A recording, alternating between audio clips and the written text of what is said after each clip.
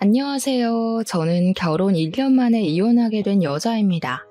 날이 좋아지니 확실히 기분도 상기되나 봅니다.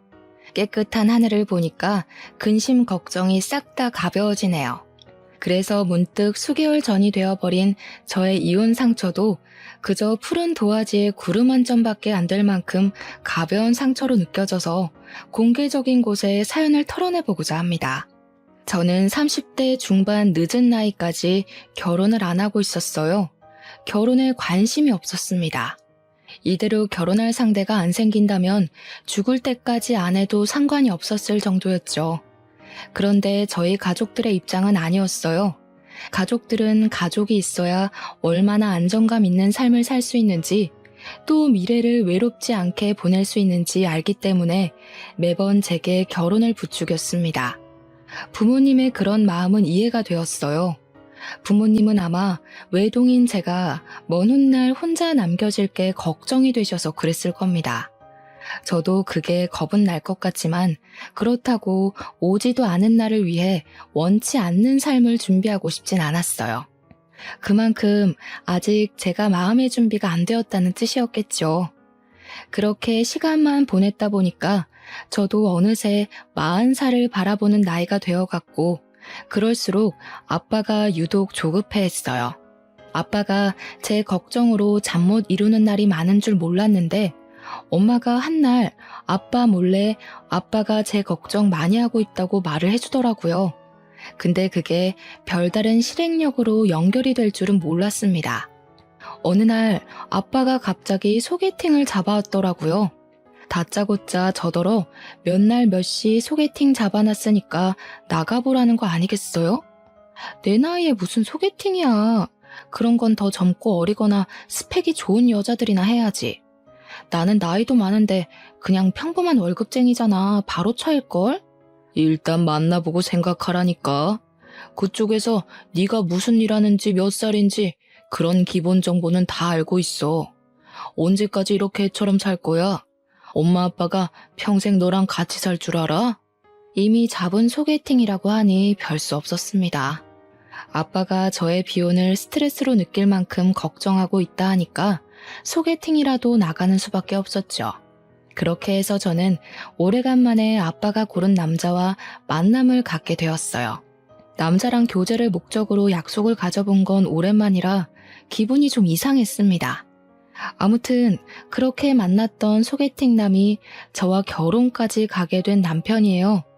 저와 남편은 미치게 좋아서 만났다기보다는 굳이 마음 안 맞는 부분이 없어서 계속 사귀었던 거고, 양갓집에서 하도 결혼을 재촉하니까 반개월 만에 결혼을 결정했던 거였어요. 마음이 아예 없었던 건 아니라서 남편도 저도 결혼에 대해 거부감은 없었죠. 우리 둘 다 비혼주의가 강력했던 입장이 아니라 당연히 인연이 생기면 결혼할 생각이 있었으니까요. 저희가 결혼한다고 하니 혼수랑 예단은 양갓집에서 알아서 다 해주셨습니다. 저희보다 더 신이 난 양가 집안 어른들을 보면서 저랑 남편은 부모님들께 여태 효도랍시고 해드렸던 건 별것도 아니었구나 싶었어요. 이제야 효도를 하는 것 같아 나름 뿌듯했었네요. 어쨌든 저희는 만난 지 반개월밖에 안 되었는데 얼떨결에 결혼까지 하게 되었습니다. 주변에서는 저더러 정신 나갔다고 하지만 저는 꼭 그렇게 생각하지도 않았어요.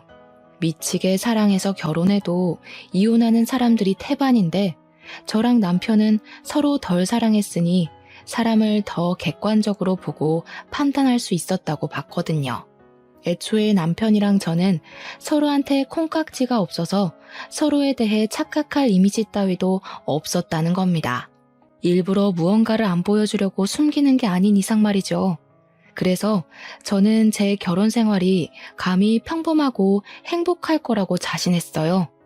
남편이 제 사생활, 우리 부부 영역을 방해하지 않는 선에서 가지는 시간은 남편만의 자유라고 생각했고, 남편 또한 제 개인적인 영역을 터치하지 않기로 저희는 합의도 봤습니다.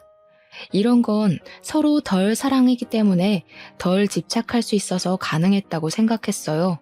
이렇게만 존중하고 산다면 당연히 갈등 횟수는 자연스레 적을 수밖에 없다고 봤죠. 그런데 신혼여행 날부터 본의 아니게 당황스러운 상황을 목격했는데요. 그로 인해 제가 살짝 역정을 냈었어요.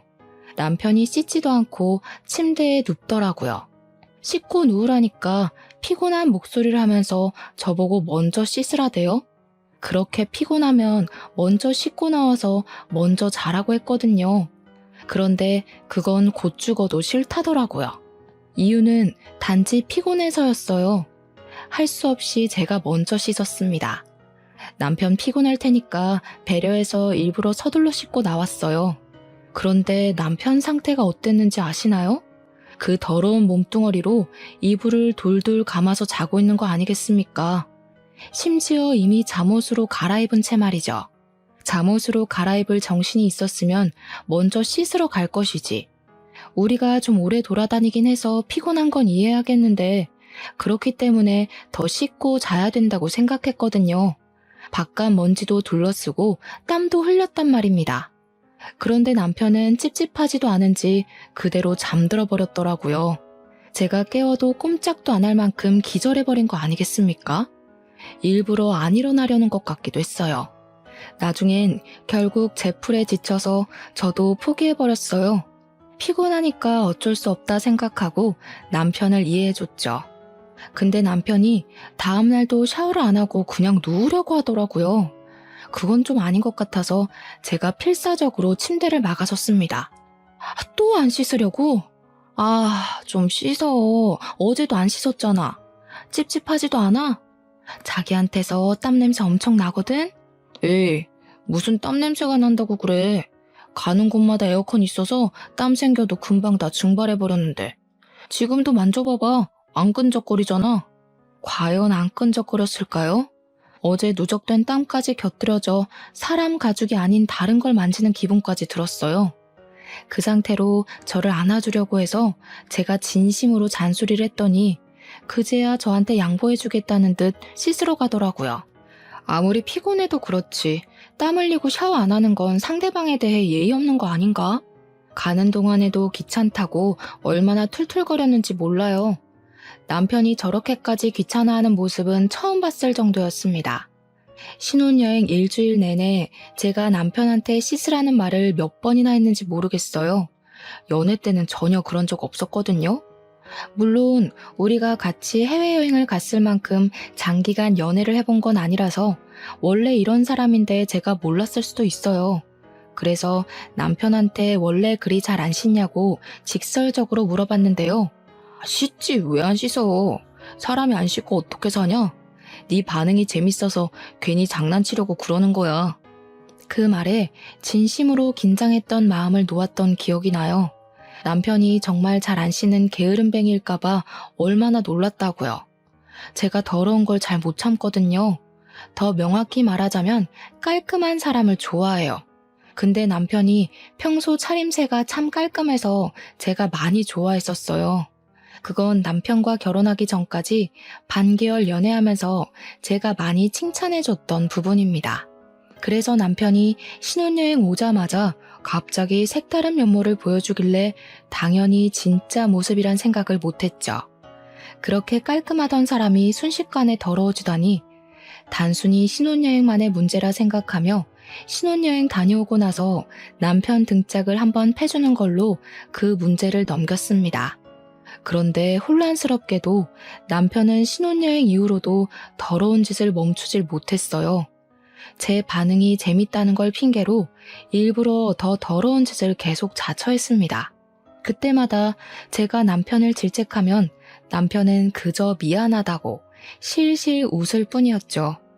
그래도 그때까지는 여전히 남편이 장난치는 거라 생각했었어요.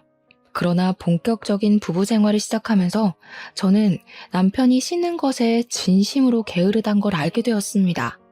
제 반응 때문에 장난치는 것이 아니라 제 반응을 핑계대면서 진짜 귀찮아하는 것이란 걸 눈치챘단 거죠. 어느 날 하루였어요.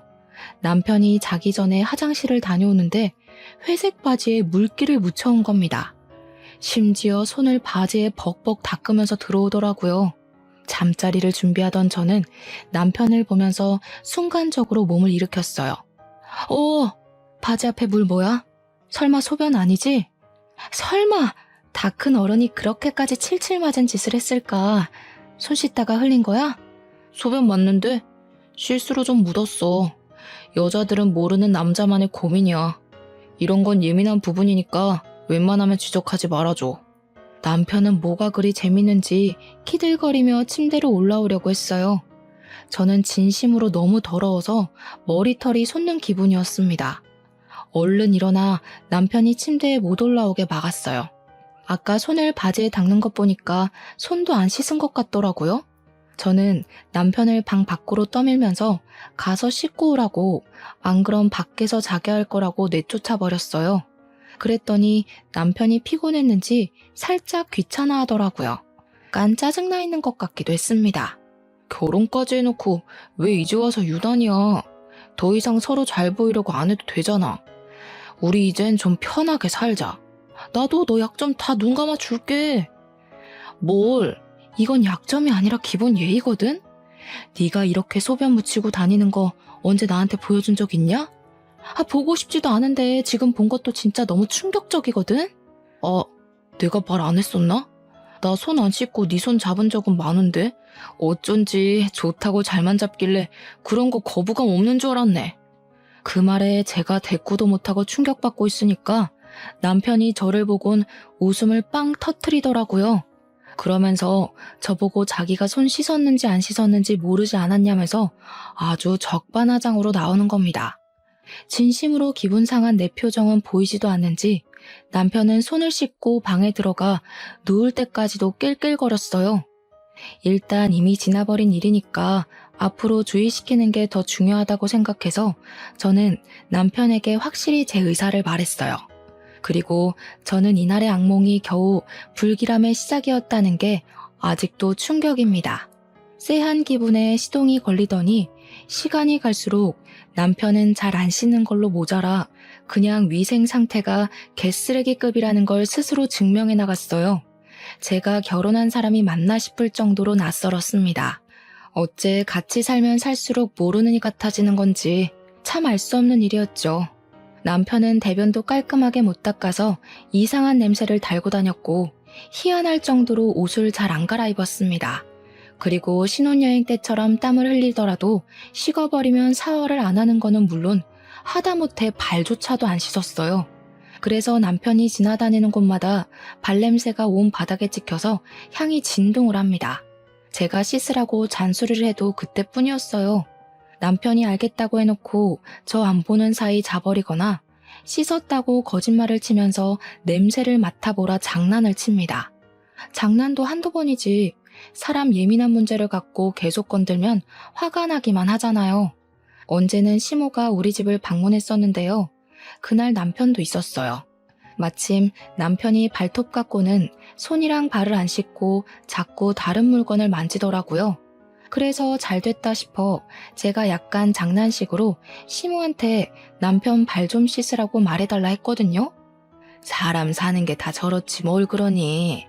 나 물건 만지는 것도 아니고 가족 건데 너 벌써 남편 머리 위에 서려고 기강 잡는 거냐?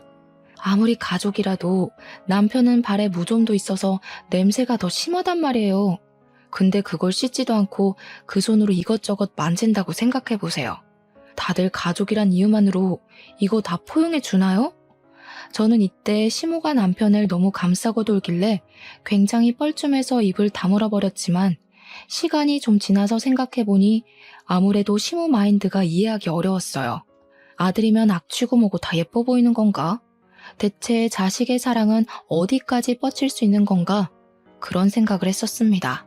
남편의 문제는 늘 심각하다 느끼고 있었지만 제가 언제 가장 심각함을 느꼈냐면요.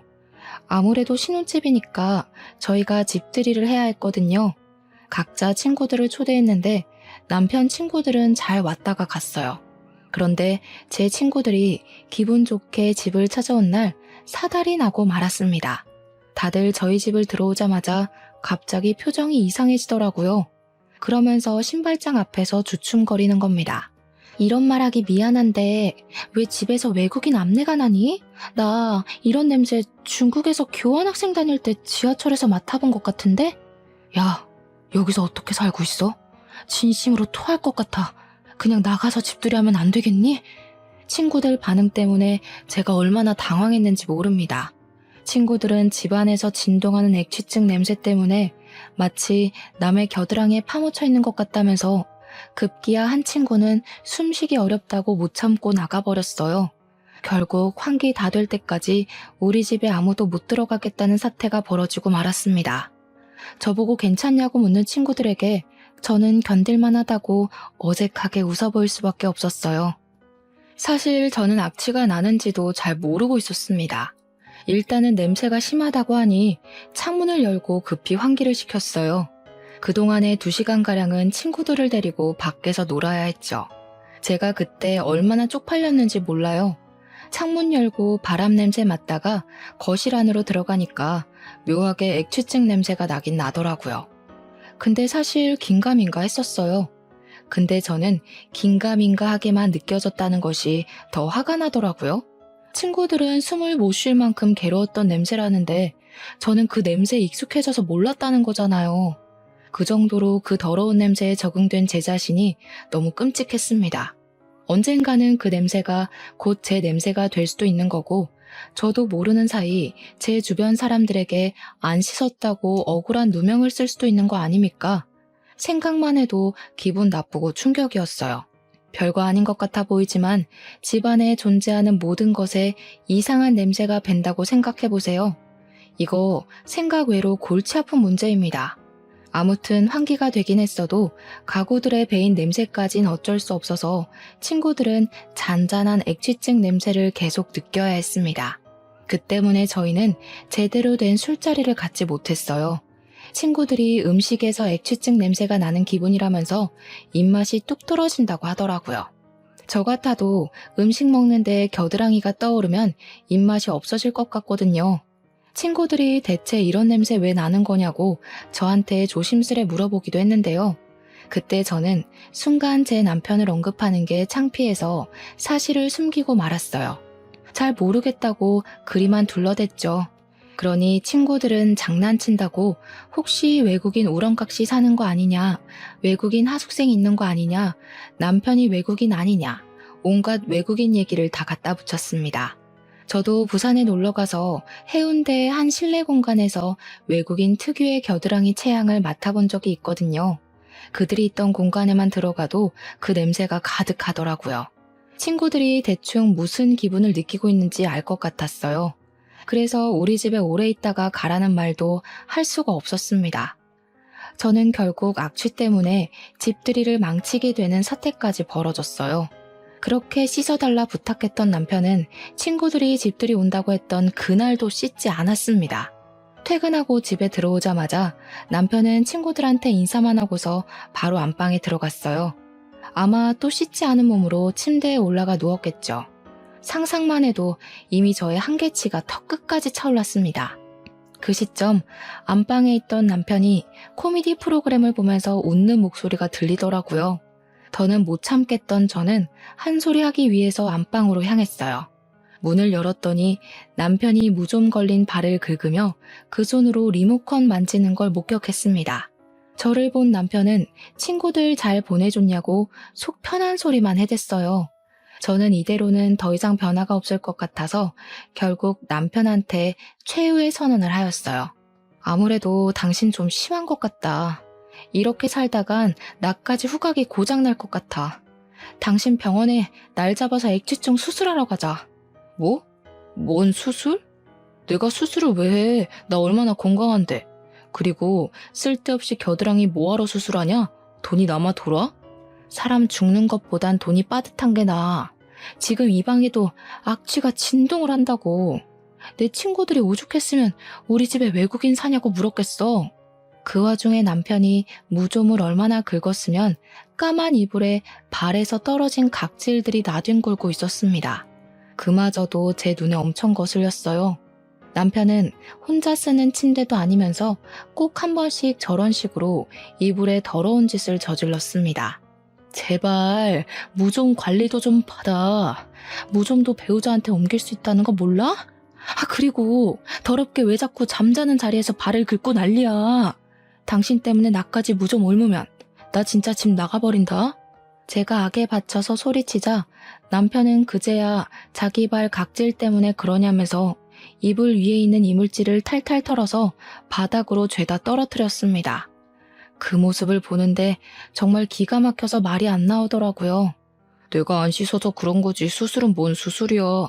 나도 누구 만나거나 필요할 땐 씻어. 특히 양치는 매일 하고 있고 한 번씩 사우나 가고 싶으면 씻고. 그게 다야? 고작 그런 걸로 떳떳하다 자랑하는 거냐? 다른 사람들은 매일 씻는 걸 도대체 당신은 왜 못해? 매일 씻는 건 상식이라고. 그거 다 편견이야. 나 봐. 매일 안 씻어도 엄청 건강하잖아. 그리고 씻어봤자 일하러 가면 5명 보는 게 다인데 뭐하러 굳이 때 빼고 광내겠어? 남편은 부동산 사무실에서 일하고 있습니다.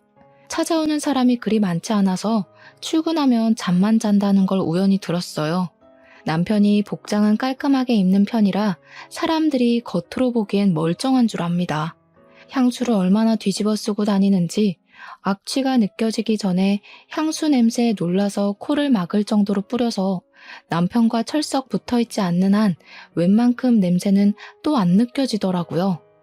네 남편 냄새 난다고 동네방네 소문나는 것도 짜증나지만 한편으론 아무도 모르고 저만 길길이 날뛰는 것이 억울하기도 했습니다. 왠지 제가 예민해서 남편을 못 살게 구는 것처럼 비치는 것 같았거든요. 날 위해서 노력해줄 순 없는 거야? 내가 당신이랑 아무것도 못하겠다잖아. 우리 신혼인데 이게 뭐냐고. 날 아내로 생각한다면 수술 받고 무좀 약도 타먹고 노력하는 척이라도 좀 해. 갈수록 피곤하게 왜 그러냐. 우리 애초에 벗겨질 콩깍지도 없던 사이 아니었어? 나한테 실망할 것도 없는데 뭘 그렇게 몸서리를 치는데. 남편은 귀찮다고 제 말을 못 들은 척하며 그대로 누워서 자는 척을 했어요. 발 각질이 나뒹굴던 이불 위를 그대로 눕는 남편을 보고 저는 또 오만정이 다 떨어져 버렸죠. 이미 턱끝까지 차올랐던 한계는 제 이성을 그만 놓게 만들었습니다. 저는 끝내 그날 이후로 남편에게 각방을 선언했고 그제야 제가 성났다는 걸 인식한 남편은 얼렁뚱땅 미안하다는 말을 했습니다.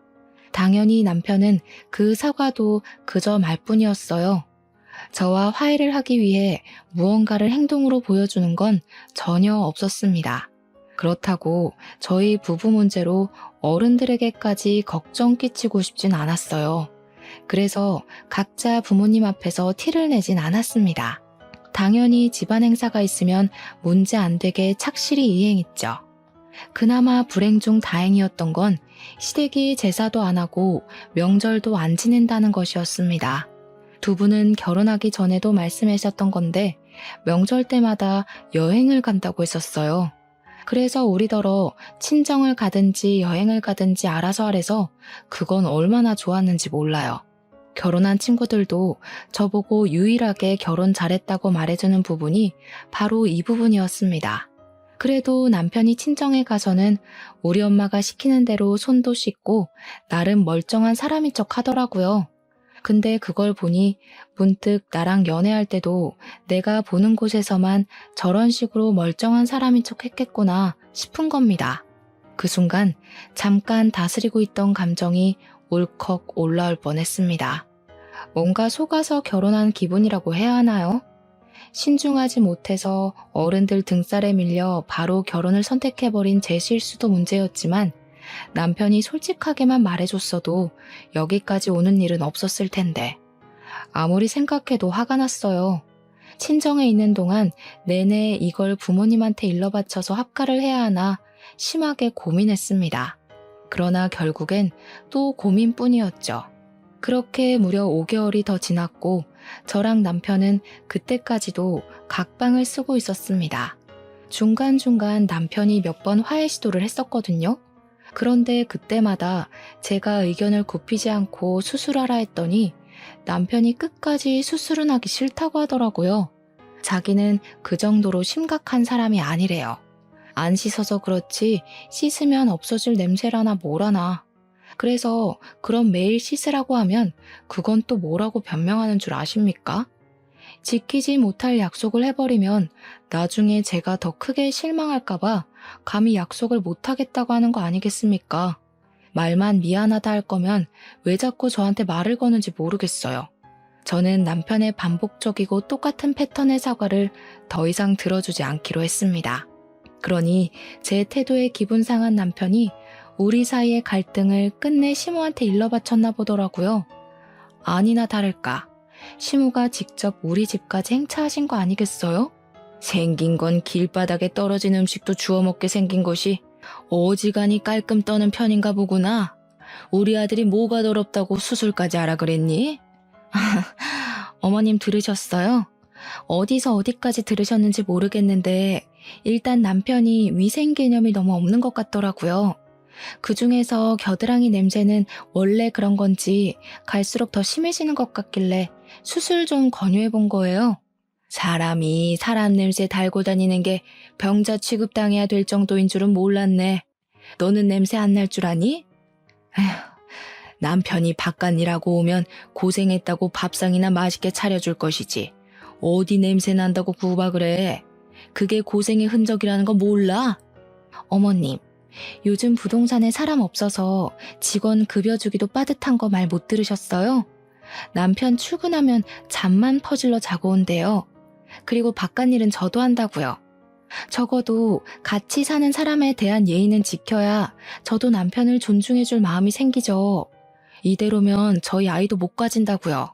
내가 살다 냄새나서 애 못 가질 수도 있다는 얘기는 처음 들어본다. 괜히 네 몸 어디 문제 있는 걸 내 아들 핑계대면서 슬금슬금 밑밥 가는 거 아니니? 대화의 전개가 왜 이렇게 연결됐는지 잘 모르겠지만 시모는 뜬금없이 제 불임을 의심했습니다. 어떻게 결혼한 지 1년이 다 되었는데 아이 소식이 없냐고 저를 타박하기 시작했죠.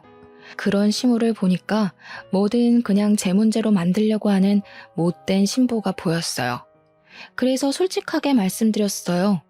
자기 아들 문제는 자꾸 회피하시는 것 같길래 그 이유를 언급하면서요. 남편이 더러워서 각방 쓴 지 오래됐어요. 남편 옆에만 누우면 저절로 구역질이 나오려고 해서 도저히 한 입을 못 덮겠더라고요. 그런 사람이랑 아이를 어떻게 만들어요? 아기 씨가 이미 남편 몸 안에서 다 죽었겠어요. 또 몸은 얼마나 긁어대는지. 저희 방 이불 까만색인데 하얀 가루가 드글드글해요. 지금 보러 가실래요? 제가 시모를 앞장서 안방으로 가려고 하니까 시모가 짜증이 났는지 표정 썩히면서 저더러 건방이 하늘을 찌른다며 다짜고짜 뺨을 때렸습니다. 손찌검을 당할 줄은 몰랐기에 저 그때 상당히 당황했었어요. 대체 제가 왜 이런 문제로 맞기까지 해야 되는 건지 나중에는 억울함이 밀려오기도 했습니다. 그럼 내 아들이 여태 외롭게 지냈다는 거냐? 어디서 이런 불려우 같은 게 들러붙어선 감히 내 아들을 외롭게 만들어. 그렇게 내 아들이 냄새나고 더러우면 아예 집을 나가버리지 뭐하러 각방만 쓰고 앉았니? 말씀 잘하셨네요. 안 그래도 남편이 너무 고집부려서 이젠 그만 포기하려고요. 도저히 어머님 아들이랑 한 지붕 아래 사는 거 구역질 나서 안 되겠어요. 여기 더 있다간 없던 병까지 걸릴 지경이라니까요. 저는 시모를 내버려 두고서 시모 보란 듯이 바로 가방을 챙기러 자리를 떴습니다. 간단히 짐만 챙겨서 나왔어요. 시모는 기가 차서 저를 지켜보고만 있더라고요. 그 순간 나가기 전에 갑자기 어떤 생각이 번뜩 떠오른 겁니다. 발길을 돌려 시모한테 다가가 냄새를 맡아봤어요. 그러니 시모가 기겁하면서 저를 기겁하면서 밀어내더군요. 어머님, 어쩐지 어머님은 이 집에 오랜만에 들어오는데도 아무렇지 않길래 이상하다 했어. 어머님도 앞내 너무 심각하네요? 솔직히 말해보세요. 주변에 사람들 안 오죠? 곁에 왔다 하더라도 아마 다들 속으로 욕했을걸요? 어머님도 지금 아드님이랑 똑같이 병자니까.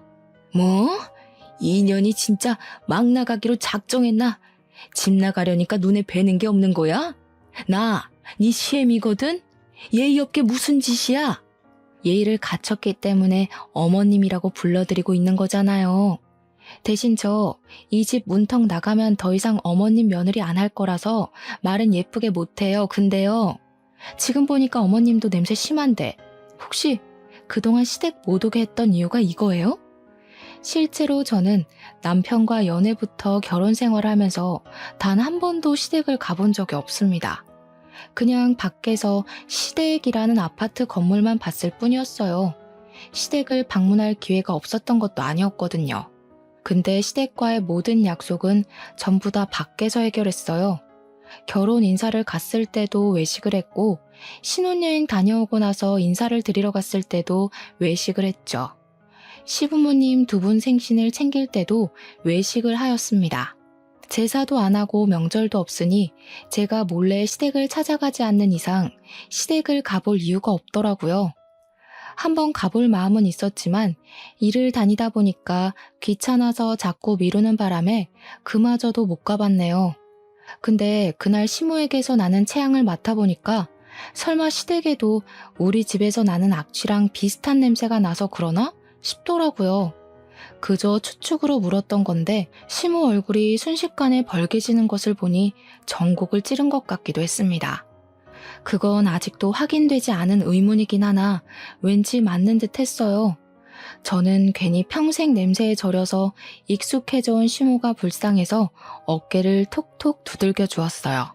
그리곤 신발장으로 가 신발을 신었죠. 참, 손주발하셨죠? 어디서 들었는데 액취증이 유전 가능성 높다더라고요. 저 절대 어머님 집안 혈육 안 낳아줄 거예요. 애 불행하게 만들 일 있어요? 제가 볼 땐 어머님 아들은 함부로 방생하면 안 될 것 같아요. 그냥 병자 아들 끼고 끼리끼리 사세요. 괜히 남의 집 딸내미 건강 망쳐서 원망사지 마시고요. 저의 마지막 인사말에 시모는 더 이상 참지 못하고 제게 달려왔는데요. 저 얼른 현관을 빠져나와 문을 닫아버렸습니다. 계단을 뛰어내려와 버렸죠. 실내에서 시모의 목소리가 얼마나 쩌렁쩌렁하게 울리던지 그렇게 그 집을 탈출하게 되었어요. 원래는 그날 이혼을 할 생각은 아니었거든요. 남편이랑 언제 진지하게 이혼 얘기를 해볼까 날짜를 정하고 있었을 뿐이었어요. 근데 마침 시모가 찾아와서 제 속을 들들 볶아주는 덕에 무작정 저질러버린 거였죠. 어쨌든 그날 친정으로 가자마자 남편한테 곱게 합의이혼하자고 문자를 보냈어요. 그런데 의외로 남편이 당황해서 전화가 왔더라고요.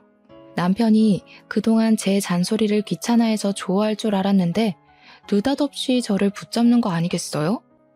무슨 소리야? 이혼이라니? 각방 쓰는 것까진 내가 봐줄 수 있는데 이혼으로 협박하는 건 아니지. 아무리 우리가 적당히 좋아하는 마음으로 결혼했다고 해도 이렇게 쉽게 이혼하는 게 말이 돼? 결혼한 지 이제 겨우 1년 넘었는데 우리가 애초에 그 정도인 마음으로 결혼한 이유가 뭐였는데 서로한테 미쳐서 결혼하면 그만큼 서운한 것도 많아서 존중도 못 해주고 마음도 빨리 식어서 그런 거 아니었어? 나도 당신이랑 살면서 이딴 이유로 이혼하게 될 줄은 몰랐다.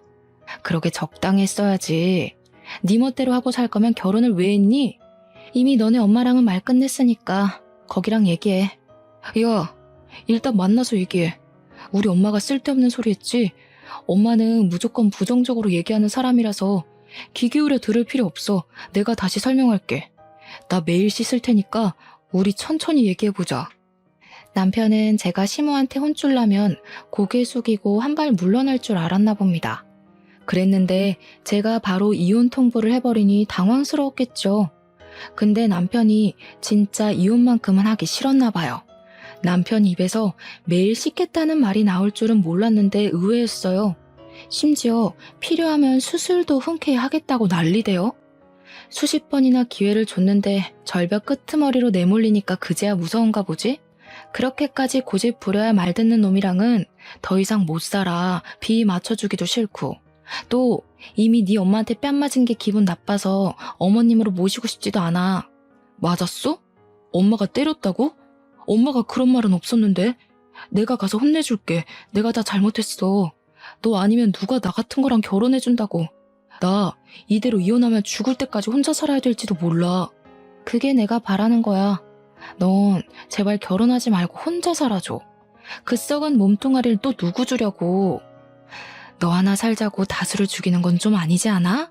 대체 어쩌다가 그 지경으로 컸는지 모르겠는데 제발 이 계기로 위생 개념 좀 갖췄으면 좋겠다.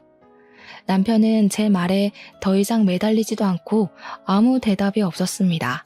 답이 없길래 저도 그냥 합의서 도장 찍을 일 생기면 연락하라고 말한 뒤 끊어버렸어요. 그 뒤로 한 일주일은 지났을 겁니다. 남편은 이혼 안 해주고 그 정도만 버티다가 결국 자기도 어쩔 도리가 없었는지 도장을 찍었어요. 어떻게 보면 더러운 부분 말고는 잘 맞았으니까 결혼까지 간 게 아닌가 싶은데 한편으로는 더러운 것이 드러나자마자 좋았던 장점이 다 가려질 만큼 단점이 컸다는 거잖아요. 그렇기에 아쉬운 이유는 아니었습니다.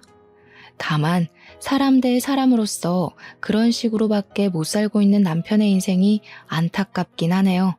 자기가 이혼당한 이유를 부디 수치스러워해서 앞으로는 관리 좀 하길 바랄 뿐입니다.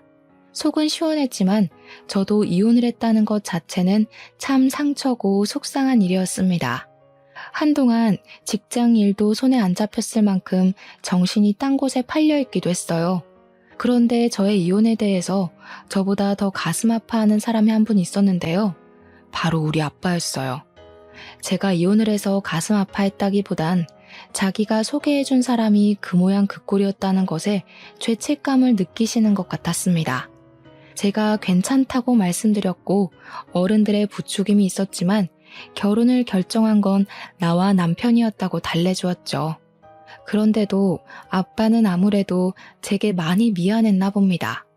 결혼한다고 다 안정적으로 살 수 있는 것은 아니라는 걸 제 결혼 생활을 지켜보면서 느끼셨던 것 같았어요. 엄마도 옆에서 아빠를 걱정했을 만큼 아빠가 제 이혼을 신경 쓰고 계셨다는데 저는 여린 아빠의 마음을 어떻게 풀어드려야 되나 어느덧 그 고민에 빠지게 됐어요. 그 바람에 잠시 이혼에 대한 제 감정은 잊게 되었는데요. 그 무렵쯤이었습니다. 퇴근하고 귀가 중인데 갑자기 엄마한테 전화가 오더라고요. 받았더니 아빠가 집 근처 파출소에 있다고 그리로 오라는 거 아니겠어요? 무슨 일 생겼나 싶어서 그날은 지하철이 아닌 택시를 이용했습니다. 파출소 앞에 내려서 바로 안으로 들어갔죠. 그런데 그곳에서 아빠보다 먼저 눈에 들어온 사람들이 있었어요. 바로 전 남편과 전 시모였는데요. 그 사람들을 다시 본 것만으로도 당황스러운데 그것보다 더 당황스러웠던 건 따로 있었습니다. 전 남편 얼굴이 엉망이었다는 거예요. 제가 상황을 묻기도 전에 전 시모가 저를 발견하곤 벌떡 일어났습니다. 그리곤 제법 성난 얼굴로 달려들었어요. 갑자기 팔을 뻗어 무방비하게 서 있는 제 머리채를 잡고 흔들었죠. 남의 자식 건드릴 배짱이 있었으면 이 정도 각오는 했겠죠. 내 자식 저꼴 됐는데 가만히 있을 부모가 어디 있겠어요? 나도 내 자식 당한 것만큼 당신들 자식 똑같이 만들어버릴 거야. 오자마자 머리채를 잡히는 바람에 정신없이 당하기만 했는데 그때 아무래도 장소가 장소인지라 사람들이 우르르 달려들었습니다. 저랑 전 시모 사이를 당장 갈라놓았고 저는 그곳에서 아빠의 생경한 모습을 목격하게 되었어요. 아빠가 경찰들이 붙잡고 있는 전 시모 얼굴이 손바닥을 휘날려 버리더라고요. 그걸 보니까 굳이 설명을 듣지 않아도 누가 전 남편 얼굴에 상처를 만들어놨는지 알 것 같았습니다. 뭘 잘했다고 말하는 꼬락서니까지 뻔뻔해서 내 딸을 모욕해?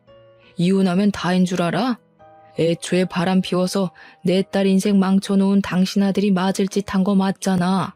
내 딸이 무슨 죄야? 그 소리를 듣는데 머리를 한 대 맞은 기분이었습니다. 이게 무슨 소리지? 싶었어요. 저도 모르게 전 남편에게로 시선이 갔는데 전 남편이 저를 못 쳐다보더라고요. 곁에 있는 엄마가 설명해 주길 알고 보니 전 남편이 저 몰래 바람을 피우고 있었다 했습니다.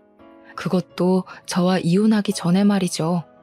아빠가 그날 제게 전 남편 같은 사람을 소개해 준 게 미안해서 주선자와 만나 술 한잔을 했답니다. 주선자도 전 남편이 그런 사람이었다는 걸 아빠한테 들어서 알게 되었다고 해요. 두 사람은 본의 아니게 동병상련의 마음으로 서로를 위로하며 어쩔 수 없었다는 듯 그렇게 술로 마음을 달랬다고 했습니다. 그리고 자리를 마무리해 그 주선자를 먼저 택시에 태워보낸 아빠는 다음 택시를 잡으려고 했대요. 그때 우연히 전 남편을 보았다는 겁니다. 술이 몇 잔 들어간 아빠는 전 남편과 얘기를 하고 싶어서 전 남편을 불렀으나 전 남편은 누구를 만나러 가는 건지 걸음이 바빠 보였다네요. 근데 아빠가 그걸 계속 쫓아갔대요. 그리고 거기서 전 남편의 연인을 목격했답니다. 그걸 보면서 아빠는 좀 서운하긴 했지만 이미 이혼을 한 마당이니까 떠나버린 사이의 연애를 응원할 수밖에 없었다고 해요.